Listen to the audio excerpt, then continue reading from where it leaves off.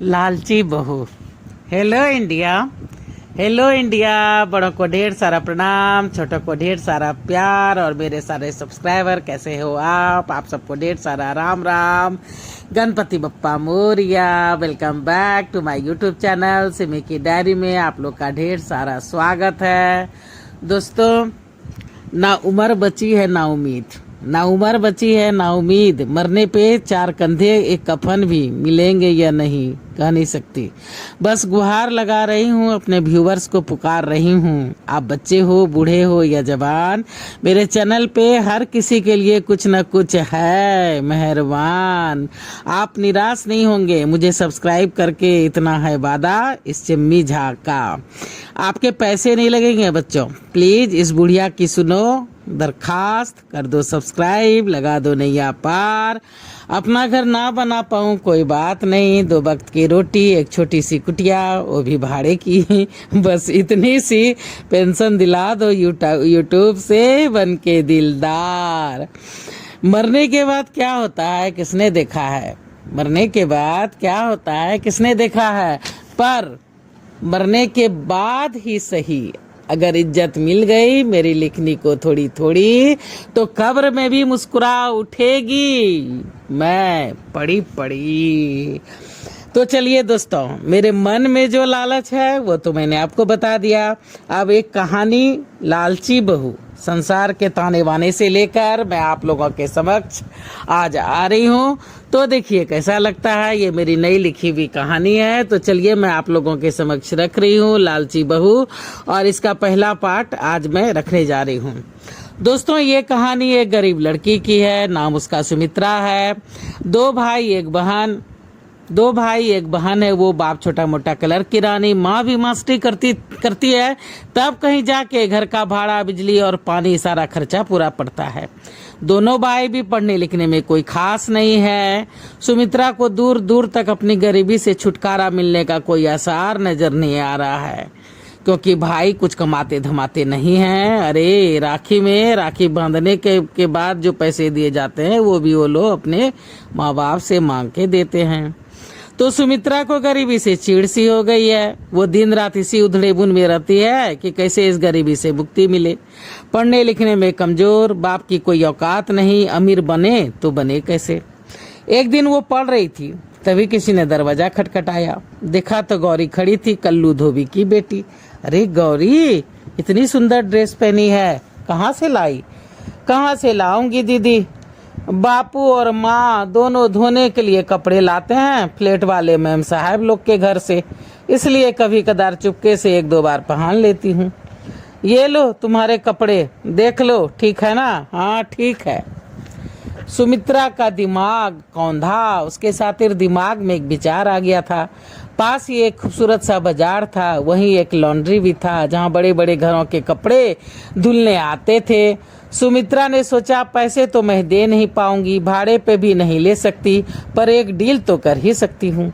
बाजार उसके चौल के पास ही था, वहाँ के मोस्टली दुकानदार आसपास ही रहते थे, सबों से जान पहचान थी। फिर वो बचपन से ही वहाँ आ जा रही थी उस मार्केट में, तभी उसका दिमाग ठनका। रे चमकू लॉन्ड्री वाला का तीसरा बेटा हमसे 6 साल सीनियर था स्कूल में, मुझ पे मरता भी था। अब तो BA पास कर गया होगा, और जहाँ तक गोपाल काका का सवाल है, मुझे नहीं लगता आगे पढ़ने भेजा होगा।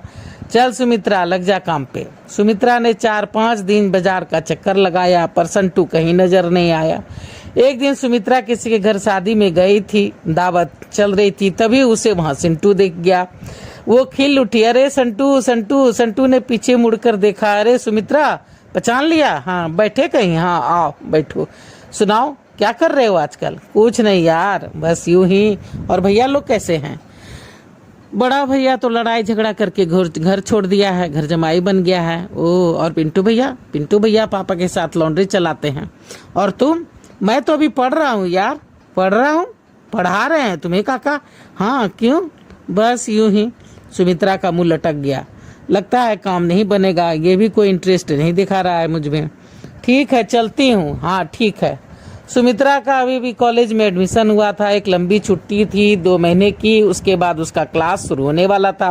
वो समझ नहीं रही थी कि क्या करूं क्या ना करूं। शुरू में ही अच्छे कपड़े नहीं पहनूंगी तो रौब कैसे पड़ेगा, क्या करूं क्या ना करूं।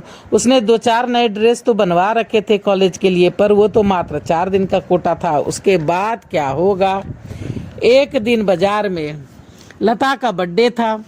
कुछ पैसे मिले थे माँ बाप से, कुछ साल भर अपने पॉकेट मनी से जोड़ा था ताकि बर्थडे मना सके। शॉपिंग करके निकल ही रही थी, लौट ही रही थी। लता बोल पड़ी, भूख लगी है यार, छोड़ ना, बेकार का खर्चा हो जाएगा। अरे चल ना यार, कुछ पैसे बचे हैं, कितना मन मारे, आज बर्थडे है मेरा, कुछ खाते हैं। दोनों दोस्त रेस्टोरेंट में गई। मीनू देखा, बाप रे बाप, ये देख कितने महंगे हैं। चल हाँ ये मंगवाते हैं, इतना पैसा है। जी ये ले आइए और 2 चाय। ठीक है मैडम।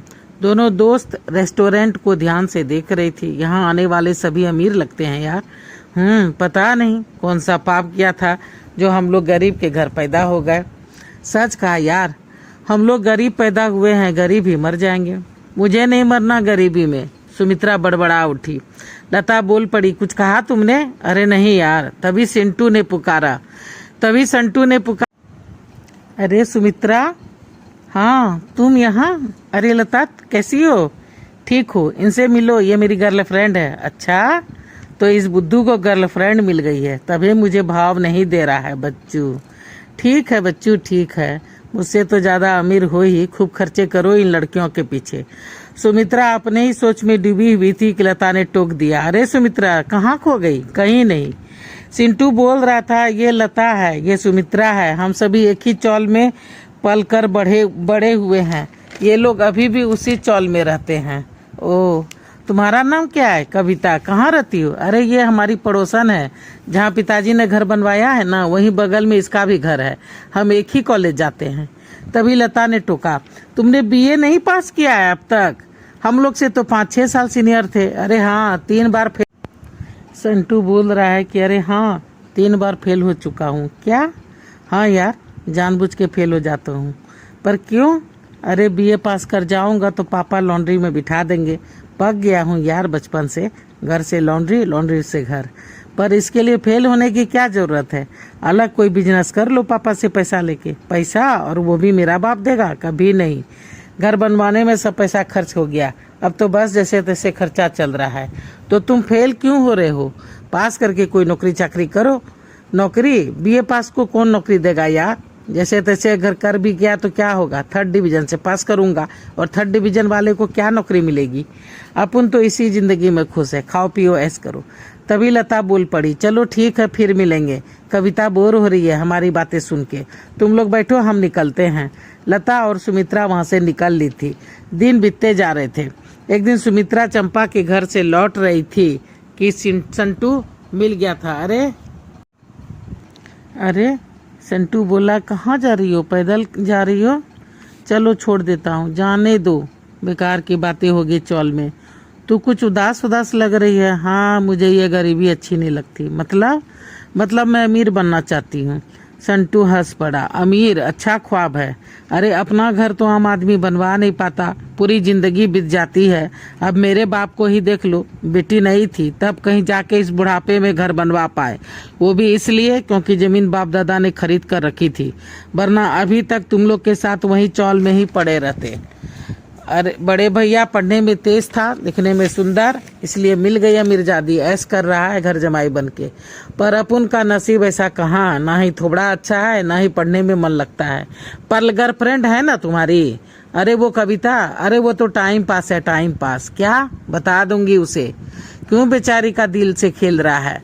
अरे कोई बेचारी नहीं है, 2 बार घर से भाग चुकी है वो तो मुझे कोई मिल नहीं रही थी, ना ही उसे अब कोई भाव दे रहा था, इसलिए तू समझ रही है ना। हाँ यार, बहुत उदास लग रही है।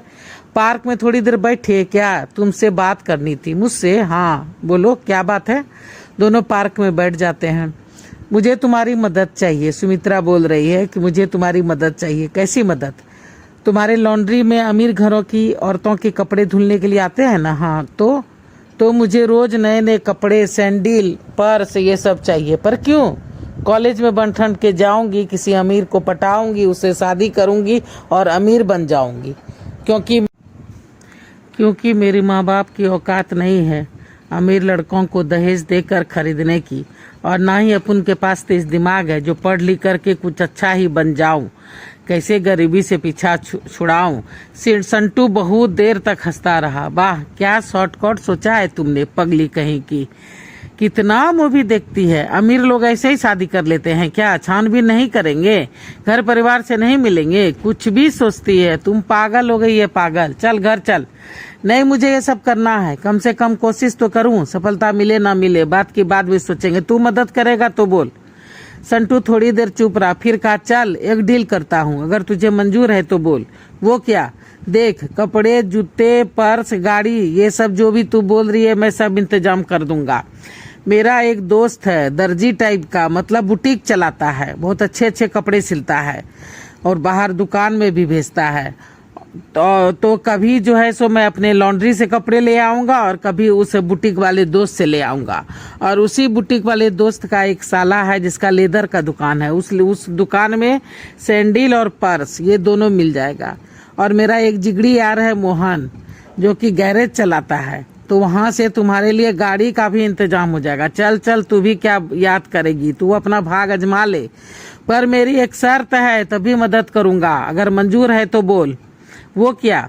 अगर तेरी शादी हो गई यानी तू जीत जाती है तो पूरे 15 लाख तुमको देने होंगे। थोड़ा थोड़ा उन्हें भी दे दूंगा जो मेरी मदद करेंगे, और बाकी सबसे मैं एक बिजनेस। संटू बोल रहा है कि अब मैं बाकी से एक अपना बिजनेस खोलूंगा। कैसा बिजनेस? अरे वही सिंगार पटार का दुकान खोलना चाहता हूँ। सिंगार पटार? अरे कॉस्मेटिक का दुकान यार, कॉस्मेटिक का दुकान। वह नई नई तितली आएगी तो उसे निहारूंगा। सुमित्रा बोलती है, धात बदमाश कहीं का। अरे मजाक कर रहा हूँ यार। और अगर मैं सफल नहीं हो पाई तो मेरी भी तो शादी या तो किसी किरानी से हो जाएगी या फिर किसी मास्टर से। अपन के माँ बाप को तो इतना ही बजट है यार। देख, अगर तू फेल हो गई मिशन में तो अपन से शादी करनी होगी तुम्हें, क्योंकि मेरी पहली पसंद तो तू ही है, ये तो सबको पता है और तुमको भी पता है। पर तुम्हारे पास है ना कविता? अरे क्या बात करती हो यार, 2 बार घर से भागी है वो। माँ बाप तैयार होंगे क्या उसे बहू बनाने के लिए? तुम बोलो, कुछ भी बोलती हो, तो उसे धोखा क्यों दे रहे हो? फिर वही बात, तुम इसमें दिमाग मत लगा। संटू बोल रहा है कि तुम इसमें दिमाग मत लगा। तू भी तो किसी और लड़की को पटाने की सोच रही है ना? हाँ वो तो है। तो तू अपना देख, मैं अपना देखूंगा। कविता की छोड़, उसके दिमाग में भी जरूर कुछ चल रहा होगा। इतनी भी भोली नहीं है वो भी अपना सोच लेगी। तुझे डील मंजूर है तो बोल। हाँ चल ठीक है, डन। जीत हुई तो 15 लाख, हार हुई तो शादी। ठीक है। सिंटू ने सुमित्रा को उसके चौल तक पहुंचा दिया था, सबों से मिल भी लिया था। तो चलिए दोस्तों, लालची बहू का पहला भाग मैं यहाँ पे समाप्त करती हूँ, और फिर आगे की कहानी लेकर के फिर मैं आप लोगों के समक्ष दूसरा भाग लेके फिर मैं आप लोगों के समक्ष आऊंगी दोस्तों। तो चलिए सपोर्ट कीजिए। सपोर्ट करने के लिए सब्सक्राइब कीजिए, लाइक कीजिए, शेयर कीजिए, कमेंट्स कीजिए, ऑल का बटन दबाइए, बेल बटन दबाइए, ताकि जब जब मैं वीडियो डालूंगी तो आपको नोटिफिकेशन मिलेंगे। अब अपनी वाणी को भी विराम देना चाहती हूँ। जय भोलेनाथ, हर हर महादेव। और आप लोग का ढेर सारा थैंक्स मेरा वीडियो को देखने के लिए, ढेर सारा थैंक्स। Thank you.